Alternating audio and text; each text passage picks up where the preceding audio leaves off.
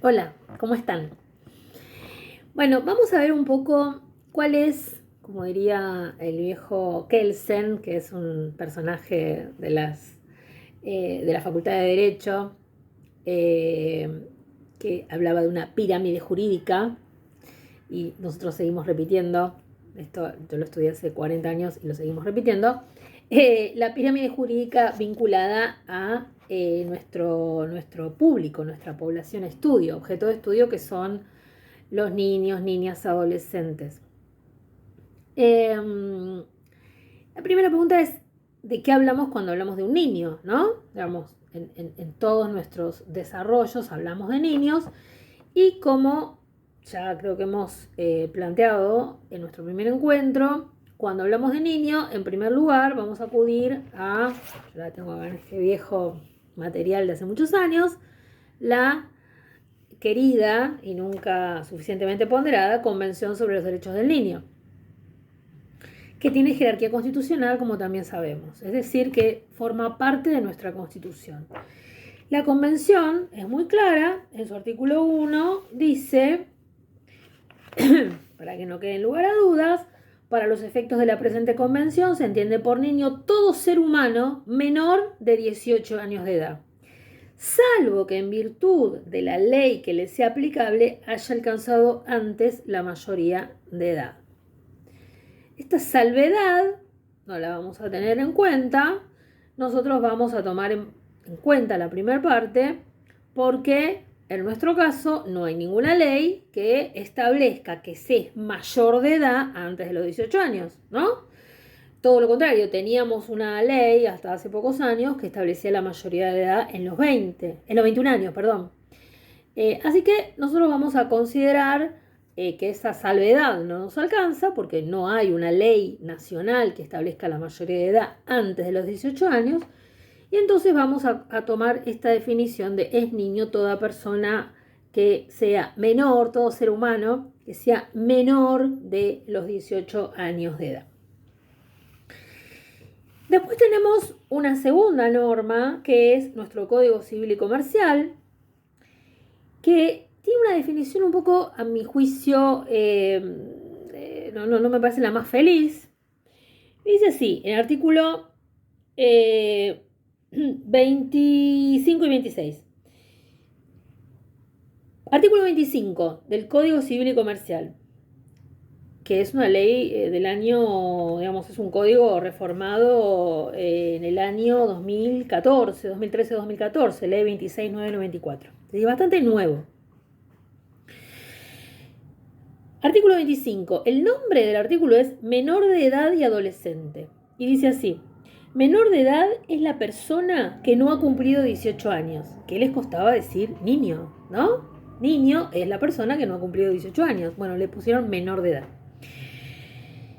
Y después dice, este código denomina adolescente a la persona menor de edad, es decir, menor de 18, que cumplió 13 años.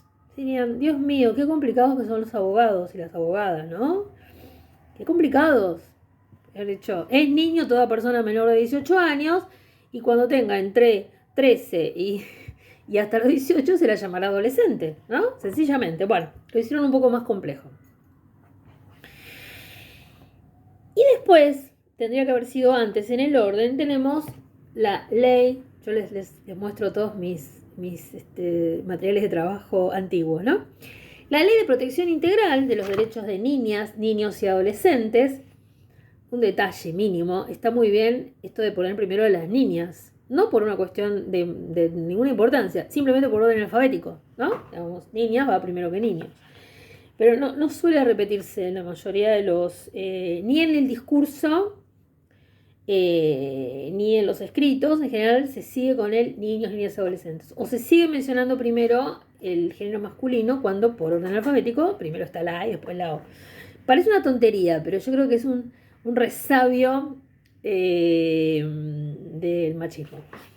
Cuando aparecemos ahora las mujeres, porque prácticamente en ningún discurso directamente ya estamos desaparecidas. Pero bueno, esta ley se llama, como corresponde, de protección integral de niñas, niños y adolescentes.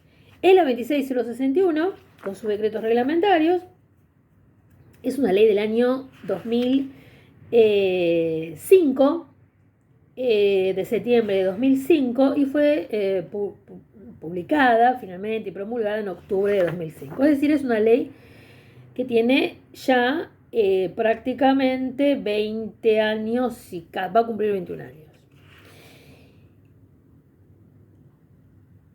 El artículo 1 de la ley dice: esta ley tiene por objeto la protección integral de los derechos de niñas, niños y adolescentes que se encuentran en el territorio de la República Argentina para garantizar el ejercicio y disfrute pleno, bla, bla. Bueno, no hay una definición de lo que es niño en ese artículo 1, pero luego en el artículo 2 dice: la Convención de los Derechos sobre los Derechos del Niño, es de aplicación obligatoria en las condiciones de su vigencia, y esto es muy importante, en todo acto, decisión o medida administrativa, judicial o de cualquier naturaleza que se adopte respecto de las personas hasta los 18 años de edad.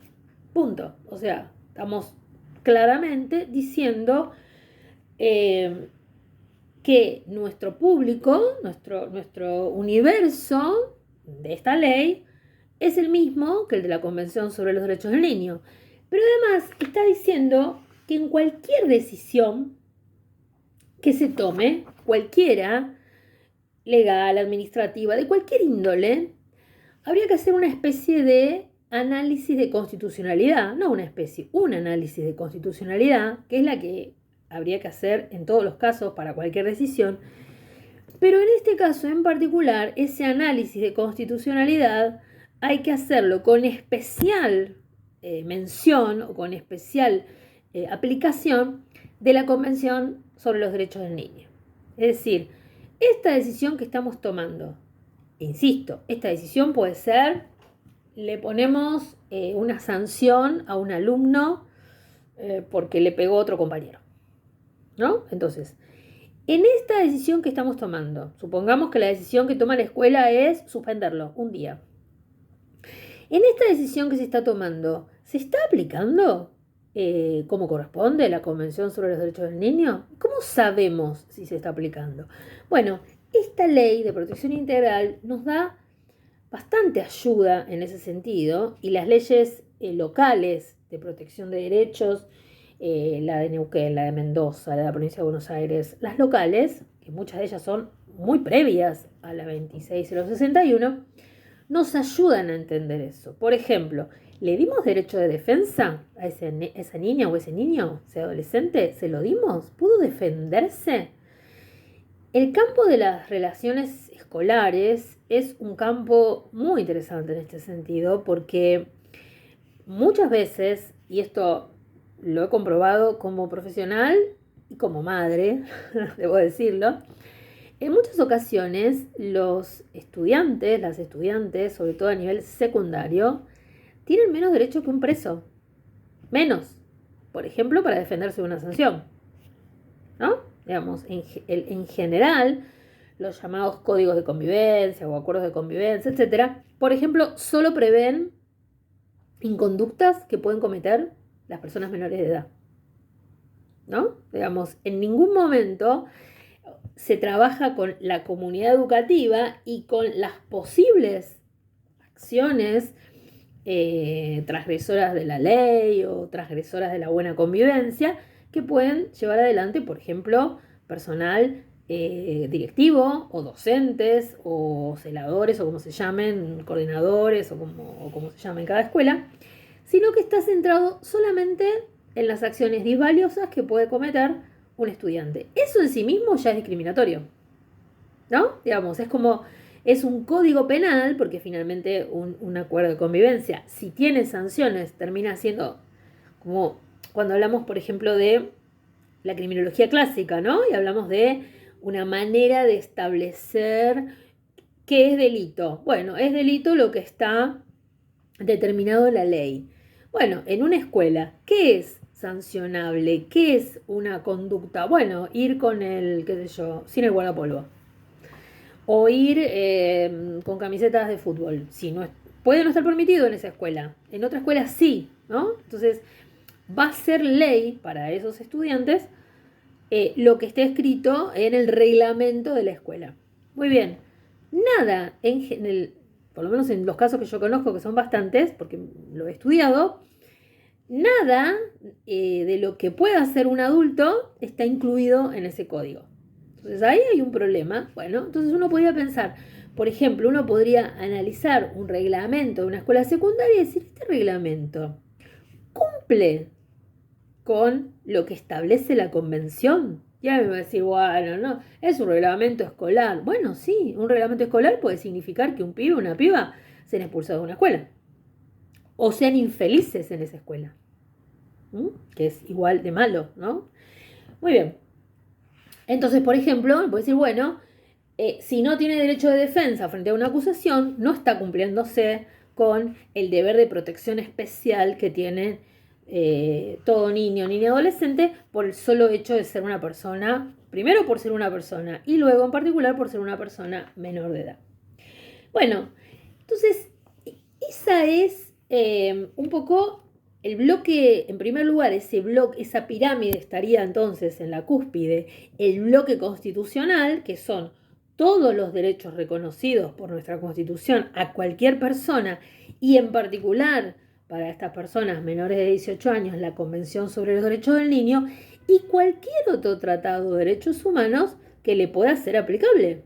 Por ejemplo, la Convención contra la Tortura, que también tiene jerarquía constitucional, el Pacto Internacional de Derechos Civiles y Políticos, para defender, por ejemplo, los derechos de los adolescentes a organizarse y a pelear por sus derechos, ¿no? Si no nos alcanzara con la Convención para alguna cuestión en particular, pues entonces también podemos acudir a los otros tratados internacionales de derechos humanos con jerarquía constitucional para acompañar cualquier petición que podamos hacer con respecto a los adolescentes. Por ejemplo, el artículo 37, que es el más penal de la Convención, dice expresamente, inciso A, artículo 37, los estados partes velarán porque, inciso A, ningún niño sea sometido a torturas ni a otros tratos o penas crueles, inhumanos o degradantes. Muy bien.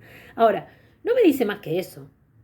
Si yo necesito decir, bueno, a ver, este trato que está siendo aplicado a este niño en particular, a este adolescente que está, por ejemplo, en una comisaría o en un lugar de encierro, y lo tienen encerrado 18 horas por día en una celda, o no le dan posibilidad de que haga un deporte al aire libre, o no puede ver a su familia si no se porta bien. Y estoy diciendo cosas que suelen estar en los reglamentos internos de instituciones para adolescentes, ¿no? Digamos, hay una especie de permanente extorsión. Bueno, si no te portas bien, entonces no vas a llamar por teléfono a tu familia, o la vas a llamar menos veces, o no te voy a dar cigarrillos, que resulta una cosa bastante espantosa. Bueno, muy bien. Entonces, para poder dilucidar si eso es o no un trato, pena cruel, inhumano, degradante, la Convención sobre los Derechos del Niño me dice que no puede ser sometido a esos tratos. Pero para saber qué es un trato inhumano, para saber qué es tortura, entonces yo me puedo ir a la Convención contra la Tortura y trabajar sobre todas las especificaciones que me da esa convención específica sobre la tortura para poder decir, bueno, sí, este pibe está por esto, porque la Convención sobre la Tortura me está diciendo que tortura es todo esto, y entonces yo perfectamente puedo entender que para un adolescente estar encerrado tantas horas por día en una celda o no hacer actividad física o no hablar con la familia, perfectamente puede ser equiparado a una imposición de tortura o a un trato inhumano, bueno, viendo los matices, etc. Entonces ese bloque primero es la Constitución y sus tratados, y en particular la Convención sobre los Derechos del Niño. Después tenemos la legislación, por supuesto, nacional. Acabo de mencionar dos normas que son fundamentales, el Código Civil y Comercial, porque el código después, yo le leí nada más la definición de qué es niño, o qué es persona menor de edad, como la llaman ellos, y qué es adolescente, pero después empieza toda una disquisición sobre lo que conocemos como la autonomía progresiva, es decir, bueno, ¿qué cosas puede hacer? ¿Qué derechos puede ejercer una persona menor de edad? Una persona menor de edad, en principio, ejerce sus derechos a través de sus representantes legales. Hay cosas que no puede hacer una persona menor de edad, pero hay cosas que puede ir haciendo, ¿no? Entonces, por ejemplo, en primer lugar, tiene derecho a ser oída en todo proceso judicial, ¿no? Y después va estableciendo algunas cosas que puede ir haciendo conforme la edad. Entonces, por ejemplo, nos va a decir, se presume que el adolescente entre 13 y 16 años, 13 y 16, tiene aptitud para decidir por sí respecto de aquellos tratamientos que no resultan invasivos ni comprometen su estado de salud o provocan un grave riesgo en su vida o integridad física. Uno puede decir, bueno, ¿qué sería esto? Bueno, puede decir, por ejemplo, tatuarse, ¿no? Pintarse el pelo o cortárselo de una manera que a la mamá o al papá no le gusta. O ponerse un piercing, podría ser, ¿no? Una cuestión. O hacerse algún tratamiento de alguna índole que no sea invasivo, ¿no? Por supuesto que eso puede ser materia de discusión. Si es materia de discusión, entonces eventualmente, y si es niña adolescente entre 13 y 16, no se puede poner de acuerdo con su mamá o su papá, tiene derecho a que un abogado o una abogada del niño lo defienda o lo represente o le vaya a decir al juez, mire, yo quiero tal cosa, mi mamá y mi papá no me dejan. Puede hacerlo. Si se trata de tratamientos invasivos que comprometen su estado de salud o está en riesgo la integridad o la vida, el adolescente debe prestar su consentimiento con la asistencia de sus progenitores. El conflicto entre ambos se resuelve teniendo en cuenta su interés superior sobre la base de la opinión médica respecto a las consecuencias de la realización o no del acto médico. Supongamos una chica que se quiere operar los senos o supongamos un chico que se quiere operar la nariz porque no le gusta la nariz que tiene. A partir de los 16 años, el adolescente es considerado como un adulto para las decisiones atinentes al cuidado de su propio cuerpo.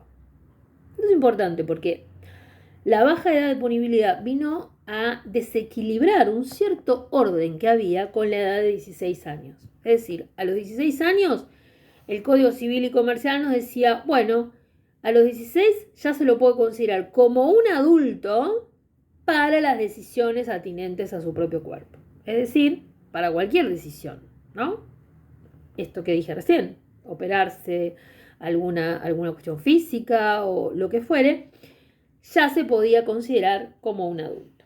Bueno, muy bien. Y la otra ley importantísima a nivel nacional es la 26061 en el ámbito, digamos, civil. Ahora se viene a incorporar, porque hasta hace pocos meses, yo cuando hablaba de esto decía, bueno, en el campo de lo penal, obviamente, la ley vigente es la 22278 del año 80, de la dictadura, del año 1980, en plena dictadura cívico-militar. Y entonces, cuando interpretamos esa ley de la dictadura, no debemos hacerlo con esa ley leyéndola sola, sino que la tenemos que leer de modo armónico, integral, con la Convención, la Constitución, la 26061 y el Código Civil y Comercial. Porque esa ley, que tenía muchos problemas, no solo era una ley que tenía el problema de estar firmada por Videla, ¿no? Que no puedo decir, bueno, estamos aplicando a nuestros pibes una ley firmada por Videla, sino que tenía otros problemas y tenía algunas ventajas, con respecto incluso a la que se acaba de votar. Increíblemente, y esto lo hemos dicho muchas veces, la ley que se acaba de votar, que acaba de votar el Parlamento Democrático, pero el Parlamento Democrático de un gobierno filofascista, es peor que una ley de una dictadura. Ahora, obviamente, tenemos que y estoy diciendo esto el 9 de abril de 2026, cuando esa ley aún está vigente. Aunque está sancionada una nueva ley que se llama Régimen Penal Juvenil, que fue votada el 27 de febrero y publicada en el Boletín Oficial el 9 de marzo, la que está vigente sigue siendo la 22278 de la dictadura, porque la propia ley recientemente votada En su artículo 52 expresamente dice que esta ley entrará en vigencia a los 180 días de su publicación en el Boletín Oficial. Es decir, 6 meses después de ser publicada en el Boletín Oficial, fue publicada el 9 de marzo, tendrá vigencia el 9 de septiembre. Estamos en el 9 de abril, con lo cual todavía durante 5 meses está vigente la ley de la dictadura. Esto es importante tenerlo en cuenta porque cualquier hecho que suceda, y por ejemplo el hecho que acaba de suceder en la localidad de San Cristóbal, en la provincia de Santa Fe, en la que un adolescente de 15 años ingresó a la escuela y disparó y desgraciadamente mató a un adolescente de 13 años, bueno, ese chico, el chico que ingresó con un arma y mató, no es punible. No lo es. Y no es punible porque la nueva ley 27801, régimen penal juvenil, que así se llama, aunque para mí es un error porque no estamos hablando de jóvenes sino de adolescentes, bueno, así se llama, régimen penal juvenil, esa ley no está vigente al día de hoy. Aunque lleva un mes de su publicación en el Boletín Oficial, no está vigente porque la propia ley pospuso su vigencia a el 9 de septiembre.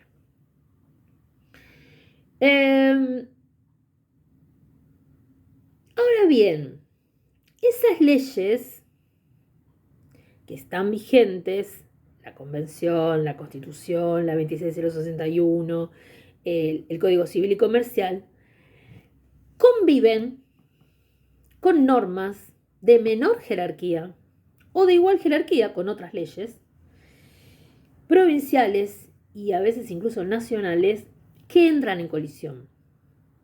Por ejemplo, los códigos contravencionales o códigos de faltas, como se siguen llamando todavía en algunas provincias. Estas normas que habilitan las leyes orgánicas, los códigos de faltas y las leyes orgánicas de las policías, que son normas dictadas por las legislaturas provinciales que en muchas ocasiones habilitan a la detención de personas en general y de personas menores de edad por razones de, por ejemplo, identificación, o sea, el famoso averiguación de antecedentes o la verificación de identidad, estos operativos llamados de prevención del delito, en los cuales se detiene gente por la calle y se le pide que se identifique, y después no solo que se identifique, digamos, que muestre su documento, sino que acredite que no está portando ningún material que pueda entenderse como arma. Entonces les revisan las mochilas y entonces después hay un pasito más y no solamente revisan las mochilas, sino que revisan los cuerpos, ¿no? Palpan. Bueno, estos procedimientos que a mi juicio son absolutamente ilegales, inconstitucionales. La Argentina ha sido sancionada por la Corte Interamericana de Derechos Humanos. Sí, hay un caso que si les interesa lo pueden buscar así, se llama Tumbeiro, Fernández Prieto y Tumbeiro, son dos personas, Fernández Prieto y Tumbeiro, que fueron detenidas de esta manera por olfato policial, ¿no? En la provincia de Río Negro, hace ya varios años, porque eran sospechosos, o sea, estaban en un auto a orillas, creo, de un río, y entonces a una patrulla policial le pareció sospechoso y entonces les revisó y les encontró algo de droga y entonces los procesaron, detuvieron, etc. Ese caso llegó al sistema interamericano y la Argentina fue condenada. ¿Por qué?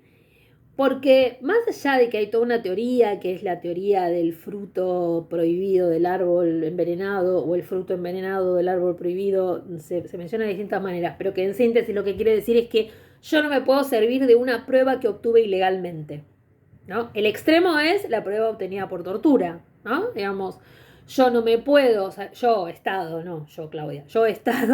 no me puedo servir, no puedo utilizar como prueba una prueba, perdón por la redundancia, obtenida de modo ilegal. Entonces, el extremo es, yo no me puedo servir de una confesión arrancada mediante la tortura.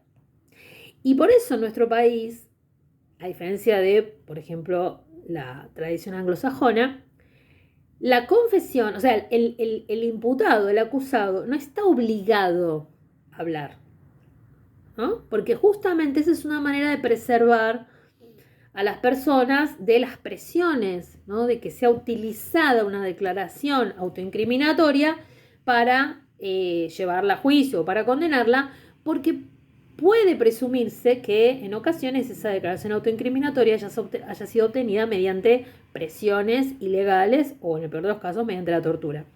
La tortura no es solamente picanear a una persona o pegarle, ¿no? En este momento se está desarrollando el juicio de Cuadernos, llamado Cuadernos, que hay varios imputados, o sea, personas que están siendo acusadas en ese juicio, o sea, que están siendo juzgadas, perdón, ya han sido acusadas, están siendo juzgadas, que dicen, cuando se presentan a declarar, a mí me amenazaron con que iban a meter presa a mi mamá, a mi hermana, a que no iba a volver a ver la luz, etc.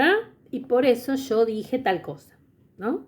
Bueno, toda esa es una discusión muy interesante que se está dando en un juicio de mucha trascendencia, porque la principal acusada es la expresidenta Cristina Fernández de Kirchner, pero no solo ella, hay 80 y pico de imputados, y muchos de ellos, al momento de presentarse en el tribunal y declarar, están diciendo eso, ¿no? Que fueron presionados, por eso digo, no es que les aplicaron una picana o cosa por el estilo, sino que la simple mención a la posibilidad de que un ser querido pueda sufrir la cárcel, etcétera, opera como una presión indebida para obtener, en este caso, una declaración como arrepentido.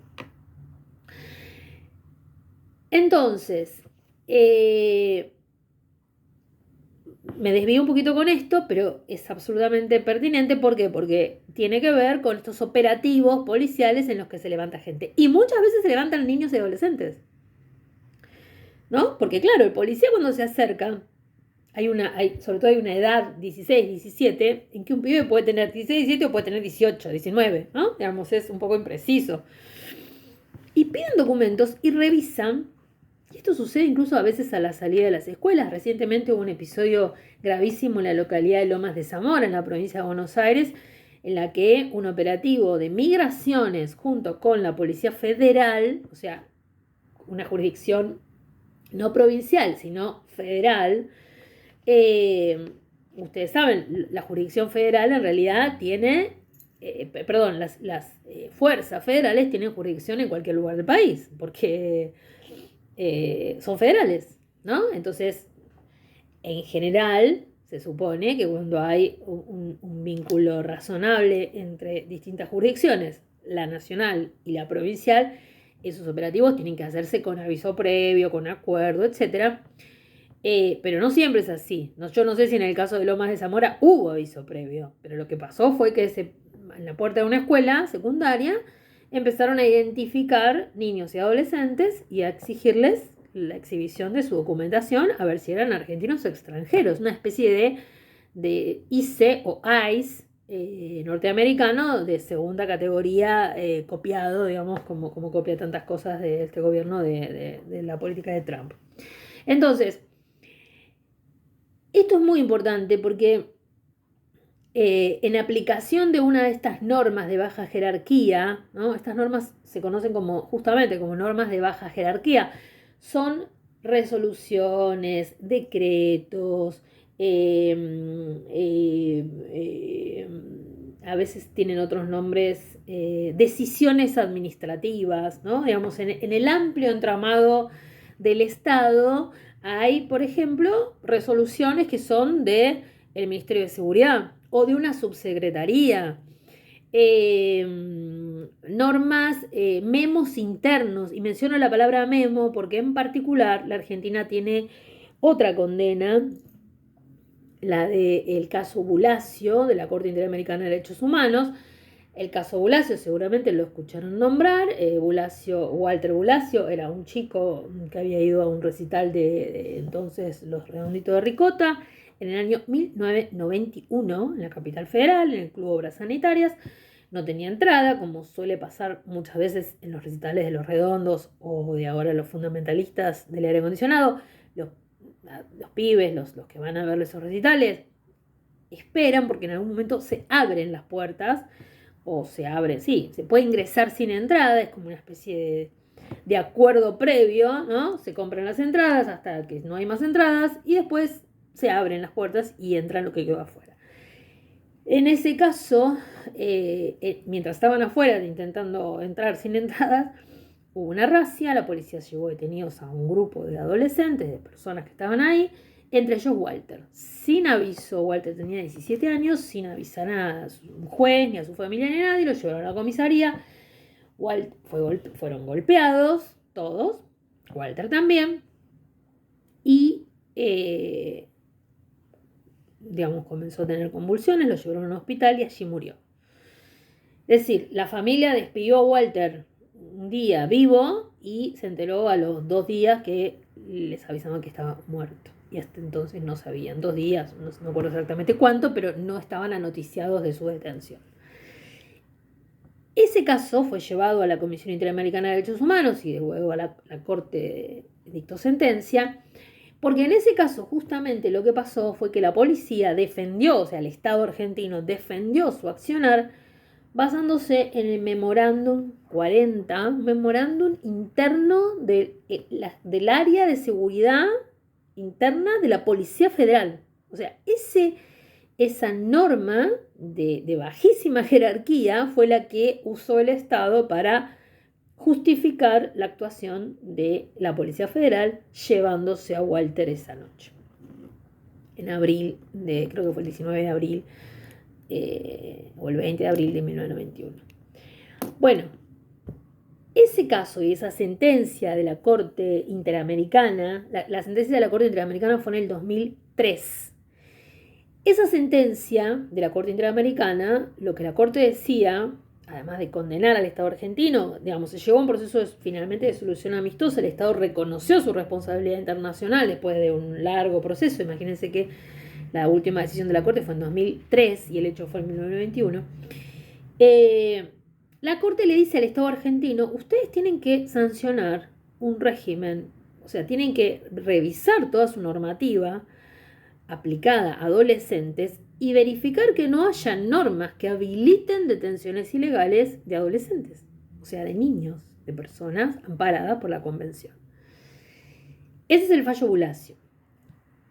A mí me parece, y creo que lamentablemente la Argentina ha hecho poco para resolver esto, que hay una especie, un recorrido entre Bulacio, el fallo Bulacio de la Corte Interamericana de 2003 y el fallo Mendoza de la Corte Interamericana de 2013, que es el fallo que analizo en los siguientes 2 videos, en el que la Argentina se perdió la oportunidad, lamentablemente, de revisar toda su normativa y de sancionar un régimen penal juvenil para adolescentes sin bajar la edad de punibilidad y respetuoso de las garantías que tiene que tener toda persona y mucho más los adolescentes, es decir, un régimen penal para adolescentes que cumpla con requisitos básicos que deberá tener, penas mucho más cortas, un criterio de reintegración temprana y lo antes posible para volver a vivir, fuera del encierro para los casos en que se decida alguna privación de libertad. Una serie de un sistema de ejecución de penas absolutamente autónomo y distinto del sistema de ejecución de penas para adultos, etc. Eso no pasó entre 2003, que fue la sentencia del caso Bulacio, y 2013, que es la sentencia llamada Mendoza y otros versus la Argentina de 2013. Bulacio 2003, Mendoza 2013. En el medio, además, hubo algunas sentencias de la Corte Argentina, de la Corte Suprema de Justicia, que son interesantes, en particular el fallo Maldonado y el fallo García Méndez. ¿Por qué son interesantes? En Maldonado, la Corte dijo, ambos son de la 2005-2006. En Maldonado, la Corte dijo, perdón, Maldonado era un chico, Daniel Maldonado, que le habían impuesto una pena de prisión perpetua por un homicidio, obviamente. Entonces la Corte lo que dijo, la Corte no declaró la inconstitucionalidad de las penas de prisión perpetua, que era lo que todos, yo por lo menos que estaba trabajando con los casos de las perpetuas adolescentes, esperaba que la Corte dijera, no, es inconstitucional aplicar penas de prisión perpetua.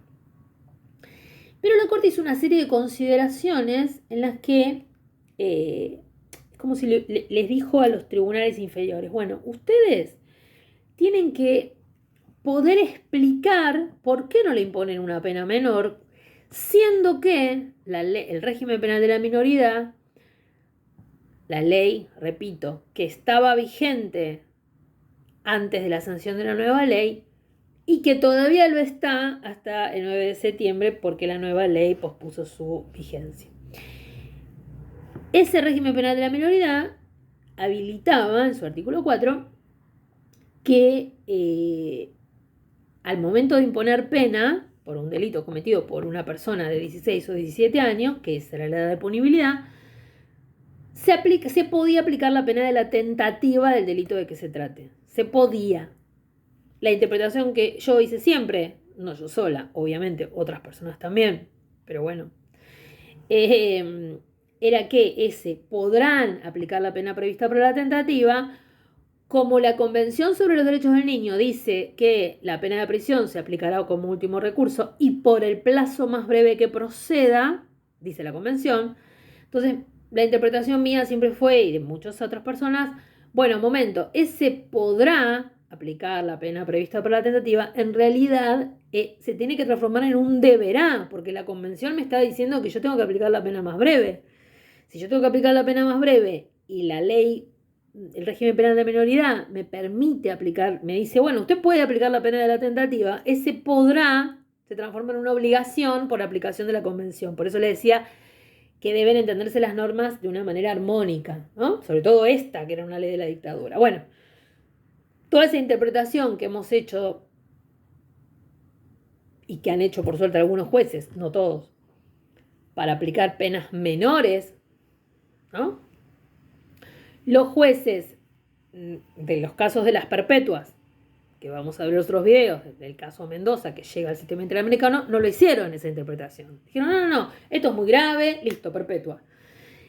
En Maldonado tampoco habían hecho esa interpretación y la Corte les dice, no les dice ustedes tienen que hacerlo, les dice, ustedes si no la hacen esta interpretación deberían explicar por qué no la hacen, ¿no?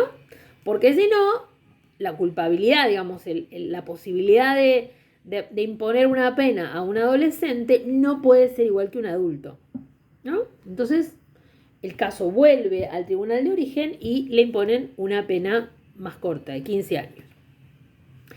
Y el caso García Méndez también es interesante porque es un habeas corpus que presenta, creo que es lo único bueno que hizo en su vida García Méndez, que ha sido un defensor de la baja edad de punibilidad, lamentablemente, hasta que lo logró, con el argumento de brindar mayores derechos, etcétera, a los adolescentes. Pero en este caso, lo que hizo fue presentar su fundación, un habeas corpus, a favor de todos los adolescentes menores de 16 años que estuvieran privados de libertad. Y la Corte ahí no tuvo una feliz resolución, porque un poco el argumento fue, esa no es una decisión que tenga que tomar el Poder Judicial.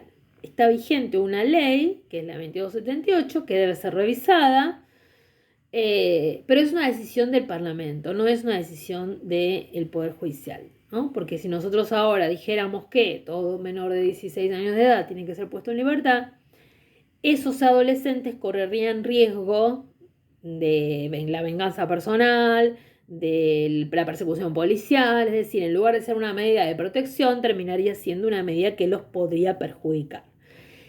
Ese fallo es un poco extraño en un punto porque es como decir, nadie le diría a un adulto, vos tenés que seguir preso porque si te liberas, o sea, vos tenés derecho a estar libre, pero si te liberamos, por ahí la policía te agarra. Nadie diría eso con respecto a un adulto, ¿no? Y no debería ser un argumento razonable con respecto tampoco a un niño o un adolescente, ¿no? En todo caso habrá que, el Poder Judicial tendrá que decir, ¿esta detención es legal o es ilegal? Si es ilegal, debe ordenar su inmediata libertad. Y en todo caso, requerirle al Estado que se ocupe de que esa persona, en este caso un niño o un adolescente, no corra riesgos, ¿no? Pero eso debe hacerlo por fuera del sistema penal. Bueno, entonces ahí un poco yo planteo, bueno, tareas pendientes del Estado. Bueno, una tarea pendiente del Estado justamente era, lamentablemente la hizo mal, a mi juicio, sancionar un nuevo régimen penal para adolescentes, ¿no? Y otra tarea pendiente, a mi juicio, es construir, es obvio decir esto, pero bueno, hay que decirlo, construir políticas públicas no punitivas que lleguen antes de que el pibe o la piba cometa un delito o sea alcanzado por la violencia estatal. Porque la violencia estatal no solo cae sobre el adolescente cuando se le impone una pena perpetua o una pena larga o se lo manda a preso.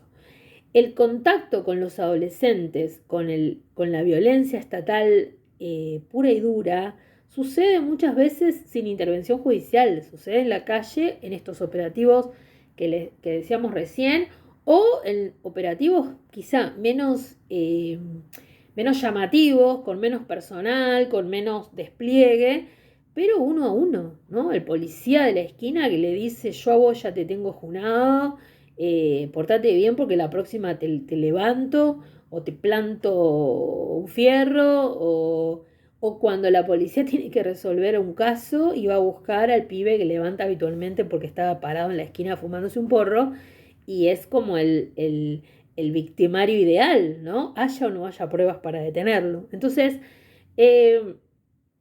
lamentablemente hablar de esto en un momento en el que se ha desarmado prácticamente toda la, digamos,